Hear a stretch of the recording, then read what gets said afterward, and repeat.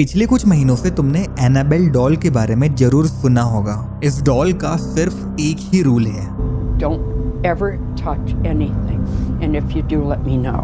कि किसी भी हालत में इसे अपने प्रोटेक्टिव सेल से बाहर नहीं निकाला जाए। मगर यहाँ पे तुम सारे रूल्स को ब्रेक होते हुए देख सकते हो। इस डॉल को न सिर्फ अपने प्रोटेक्टिव केस से बाहर निकाला जा रहा है, बल्कि पूरे कंट्री भर घुमाया भी जा रहा है। और काफी लोग इस बात पे बिल्कुल भी हैप्पी नहीं थे। और जब मैंने इसके बारे में पहली बार सुना था तो मुझे लगा था ठीक है, इससे क्या ही भला हो जाएगा। मगर मैं गलत था। इस साल जहाँ जहाँ इस डॉल को ले जाया गया, वहाँ से बहुत ही अजीबोगरीब खबर आने लगी। Right after the Annabelle doll left, two things happened in New Orleans that was really big. कभी एक हिस्टोरिक साइट के जल जाने की खबर आती है। Annabelle comes to New Orleans, departs New Orleans. The following day, Nottoway Plantation, one of the most haunted plantations in the country, burns to the ground. कभी कुछ प्रिजनर्स के गायब होने की खबर आती है और रिसेंटली तो एनाबेल के केयर टेकर की डेथ की खबर आई है। इसके साथ सैम एंड कोबी ने जो वीडियो अपलोड करी थी उसके बारे में भी हम बात करेंगे, जिसकी क्लिप तुमने डेफिनेटली कहीं ना कहीं देखी होगी। It's time. You got this. You already got the assist. और जस्ट टू क्लैरिफाई, ये दोनों डॉल एनाबेल डॉल है, मगर लेफ्ट वाली डॉल मूवी वाली डॉल है और राइट वाली डॉल एक्चुअल डॉल है। तो आज मैं सिर्फ एक्चुअल एनाबेल डॉल के बारे में बात करूंगा। मूवी के बारे में मैं कुछ भी डिस्कस नहीं करने वाला और आज मैं तुम्हें किसी भी तरीके से डराने की कोशिश भी नहीं करने वाला। वैसे क्या तुम्हें पता है कि अभी पेड़ लगाने का बेस्ट मौसम है? तुम्हें बस एक सैपलिंग को प्लांट करना है, ना उसको पानी देना है ना उसमें खाद देना है। That's it। इसके अलावा कुछ भी नहीं करना। तो बिना किसी मेहनत के तुम पेड़ लगा सकते हो इस वेदर में। आई नो कि ये बहुत ही रैंडम है, मगर मैं ये कह रहा हूँ कि तुम बाहर निकलो और एक पेड़ लगा के आओ। खुद की जगह नहीं है तो सरकारी जगह में पेड़ लगा दो, पर लगा के आओ। शुरू से ही एनाबेल को दुनिया के सबसे ज्यादा हॉन्टिंग डॉल में कंसीडर किया जाता है और एनाबेल की स्टोरी एक्चुअल में बहुत पुरानी है। लगभग 50 साल पहले एक नर्सिंग स्टूडेंट को उसकी मॉम एक डॉल गिफ्ट देती है। इस नर्सिंग स्टूडेंट का नाम था डोना, जो कि अपने रूममेट के साथ रहती थी। अभी तक तो इनकी लाइफ एकदम नॉर्मल थी, मगर जब से वो डॉल इनके अपार्टमेंट में आई थी तब से चीजें थोड़ी वियर्ड होने लगी थी। ये जहाँ पे भी उस डॉल को रखते थे, अगले दिन उस डॉल की पोजीशन थोड़ी चेंज हो जाती थी। शुरुआत में ये मूवमेंट थोड़ा सा था और ये लोग इस बात को नोटिस भी नहीं कर रहे थे, मगर टाइम के साथ साथ एनाबेल का मूवमेंट भी बढ़ने लगा। कभी उसे एक रूम में रखते थे और वो दूसरे रूम से मिलती थी। इवन कि अगर कोई रूम कम्प्लीटली लॉक है तब भी ये डॉल उस रूम के अंदर से मिलती थी। चीजें सस्पिशियस और वियर्ड होते जा रही थी। कभी कभी तो पूरा अपार्टमेंट ढूंढने पे भी वो डॉल कहीं नहीं मिलती थी। न जाने वो डॉल कहाँ गायब हो जाती थी। अब यहाँ से चीजें कभी शांत हुई ही नहीं।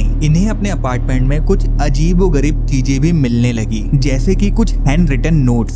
अब ये नोट्स कहाँ से आए किसी को कुछ भी नहीं पता। इवन जिस पेपर में ये नोट्स लिखे थे वो पेपर्स भी इनके अपार्टमेंट के नहीं थे। जब इन्होंने ध्यान से नोट्स को देखा तो इन्हें समझ आया कि ये हैंडराइटिंग किसी बच्चे की है, क्योंकि जब कोई बच्चा कुछ लिखता है तो वो उतने कॉन्फिडेंस के साथ नहीं लिख पाता जितने कॉन्फिडेंस से हम लिखते हैं। तो इसी कारण बच्चों की हैंडराइटिंग बहुत ही फेकी सी होती है और ऐसे ही हैंडराइटिंग उन नोट्स में भी थी। मगर वियर्ड चीजों का होना अभी तो शुरू ही हुआ था। एक दिन डोना को इस डॉल के ऊपर ब्लड मिलता है। अब ये ब्लड आया कहाँ से और किसका था किसी को कुछ भी नहीं पता, मगर ये बात तो साफ थी कि चीजें अब हाथ से निकलते जा रही है। तो डर के मारे ये लोग स्पिरिचुअल मीडियम को बुलाते हैं, जो सोल या फिर आत्माओं से बात कर सकता था, और वो मीडियम सारे राज खोलने लगता है। वो मीडियम बताता है कि जिस अपार्टमेंट में डोना, उसके रूममेट और वो डॉल रह रहे हैं, वो अपार्टमेंट बनने के पहले वहाँ पे एक 7 साल के बच्चे की बहुत ही ट्रेजिकली डेथ हुई थी और उस बच्ची की आत्मा इस डॉल के साथ अटैच हो चुकी है। और एक्चुअल में उस बच्ची को डोना और उसके रूममेट के साथ रहने में बहुत ही अच्छा लगता है। तो ये सब सुन के डोना को लगा कि ये स्पिरिट इविल नहीं है और हमें इसे अपने साथ ही रहने देना चाहिए। तो वो यही करते हैं, उस डॉल को अपने साथ ही रहने देते हैं और उन्हें यहीं पे पता चलता है कि उस स्पिरिट का नाम एनाबेल है। तो वो इस डॉल को एनाबेल नाम से पुकारने लगते हैं। मगर डोना के एक फ्रेंड को ये डॉल बिल्कुल भी पसंद नहीं थी। वो हमेशा कहता था कि इस डॉल से दूर रहना चाहिए, ये डॉल बहुत ही इविल है और इसे तो अपार्टमेंट से बाहर फेंक देना चाहिए। वो ये भी सजेशन दिया करता था कि इस डॉल को कम्प्लीटली डिस्ट्रॉय कर देना चाहिए, मगर ये सब कहना उसके लिए बहुत ही भारी पड़ा। उसे रात में बहुत ही डरावने सपने आने लगे। जब वो सोने जाता तो वो कम्प्लीटली पैरालाइज हो जाता। उसे लगता कि एनाबेल उसके ऊपर क्लाइंब कर रही है। कभी उसके चेस्ट में बहुत ही स्ट्रॉन्ग पेन फील होने लगता और उसके बॉडी पे कई बार स्क्रैच मार्क्स भी मिलते हैं। मगर इन लोगों ने एनाबेल को अपने साथ इसलिए रखा था ताकि उस बच्ची की सोल इनके साथ शांति से रहे। मगर फिर उन्हें डाउट हुआ कि क्या इस डॉल में सच में एक बच्ची की सोल है या फिर कुछ और।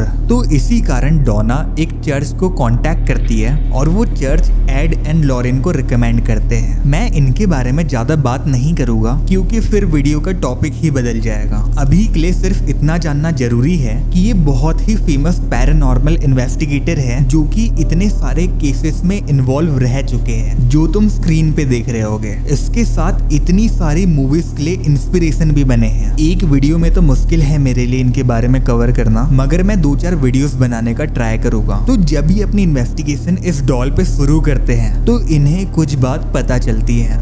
पहली बात ये कि इस डॉल के अंदर किसी बच्चे की स्पिरिट नहीं है बल्कि एक डिमोनिक एंटिटी है जो बच्चे के स्पिरिट बनने का प्रिटेंड कर रहा है और इस डॉल का अल्टीमेट एम एक ह्यूमन को पोजेस करने का था। ये सब सुन के डोना और उसके रूममेट की हालत टाइट हो गई। तो इसी कारण एड एंड लॉरेन इनके अपार्टमेंट को क्लेंस करके एनाबेल को अपने साथ ले जा लेते हैं। मगर ये स्टोरी अभी तो सिर्फ शुरू ही हुई है। जब वो इस डॉल को ले जा रहे थे तो रास्ते में उनका एक्सीडेंट होते होते बचा। फिर वो होली वाटर का यूज करके इस डॉल को काबू में लाते हैं, मगर ये डॉल फिर भी परेशान किए जा रही थी। तो इस डॉल की एक्टिविटी को रोकने के लिए वो एक स्पेशल वुडन बॉक्स बनाते हैं जो कि स्पेसिफिकली नेगेटिव एनर्जी को कंटेन करने के लिए बनाया था, जिसपे वो क्लियरली लिखते हैं डू नॉट ओपन, और एनाबेल को एक म्यूजियम में रख देते हैं। मगर इस बॉक्स में होने के बाद भी ये डॉल फिर भी डिस्टरबेंस कॉज करती रही। एक बार की बात है जब एक कपल इस डॉल को देखने आया। उन्होंने भी इस डॉल के बहुत ही चर्चे सुने हुए थे और उन्हें लगा था कि ये डॉल दिखने में बहुत ही ज्यादा स्कैरी होगी। मगर जब उन्होंने इस डॉल को देखा तो उन्हें बहुत जोर से हंसी आ गई क्योंकि उनके हिसाब से डॉल बिल्कुल भी स्कैरी नहीं थी और वो इस डॉल का मजाक उड़ाने लगे। फिर जब वो अपने घर के लिए निकले तो रास्ते में उनकी बाइक कंट्रोल लूज कर देती है और वो लड़का अपनी जान वहीं पे गवा देता है। लोग कहते हैं कि एनाबेल का मजाक उड़ाने के कारण उसकी जान गई। अब वैसे बताने के लिए तो बहुत सारी स्टोरीज है, मगर आई थिंक एनाबेल की बैक स्टोरी को मैं यहीं पे एंड करना चाहूंगा। और अब बात करते हैं कि रिसेंट टाइम में क्या हो रहा है इस डॉल के around.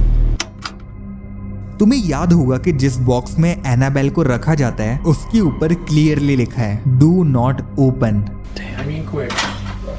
Grab it, put it in.